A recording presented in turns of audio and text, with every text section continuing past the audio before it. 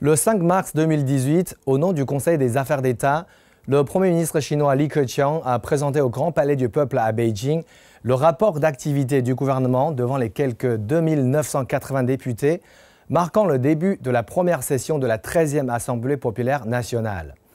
Ce document de 36 pages, écrit en un peu moins 20 000 caractères chinois et présenté en 2 heures, est une importance exceptionnelle. D'abord parce que sa rédaction a été un travail long et compliqué. Après avoir fait un premier texte d'ébauche en janvier, le Conseil des affaires d'État l'a envoyé à plus de 140 institutions gouvernementales à différents échelons pour obtenir des conseils. 1300 modifications ont été faites depuis la première version. Le Premier ministre s'y est mis personnellement et a convoqué 3 réunions pour entendre l'avis des Chinois ordinaires sur ce document. Il a été rédigé avec le plus grand sérieux sans la moindre tolérance à l'erreur. Car il doit être examiné et approuvé par l'APN comme le devoir d'un étudiant soumis à son professeur. Il est important aussi parce qu'il s'agit du premier rapport d'activité du gouvernement présenté dans une nouvelle ère. Une nouvelle ère ouverte par le 19e Congrès national du Parti communiste chinois avec la pensée de Xi Jinping intégrée dans le statut du parti. Une nouvelle ère car l'APN se renouvelle avec de nouveaux députés pour un nouveau quinquennat et de nouvelles tâches à accomplir. Il est important surtout parce qu'il est riche en contenu et en informations. Et dans le premier rapport pour un nouveau quinquennat, il fait le bilan non seulement du travail accompli l'année dernière, mais aussi des 5 dernières années. De nombreux chiffres ont été révélés pour la première fois dans ce document.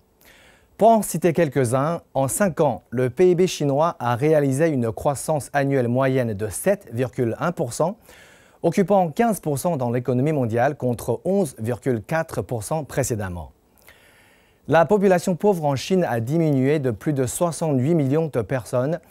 Pour l'année à venir, le rapport a également établi des objectifs précis et ambitieux, comme une croissance du PIB de 6,5%, la création de 11 millions de nouveaux emplois et aussi une diminution de 10 millions de personnes vivant dans la pauvreté. À part ces chiffres marquants, le mot « réforme » a été mentionné 97 fois dans ce document. Le message est très clair. Alors que la Chine célèbre cette année le 40e anniversaire de la réforme et de l'ouverture du pays, le gouvernement chinois est déterminé à mener la réforme jusqu'au bout. La première session de la 13e Assemblée populaire nationale sera la plus longue depuis 40 ans grâce à son programme exceptionnellement riche avec également l'amendement de la Constitution, l'élection et l'investiture officielle de nouveaux dirigeants du pays et le vote de la loi sur la supervision nationale. Comparé à ces futurs programmes qui seront soit très rares, soit inédits, la présentation du rapport d'activité du Premier ministre à l'APN paraîtrait peut-être comme une routine. Mais vu qu'il traite principalement de l'économie qui touche la vie de chacun des Chinois, ce document dans mes mains vaudra la peine d'être étudié en profondeur pendant encore longtemps.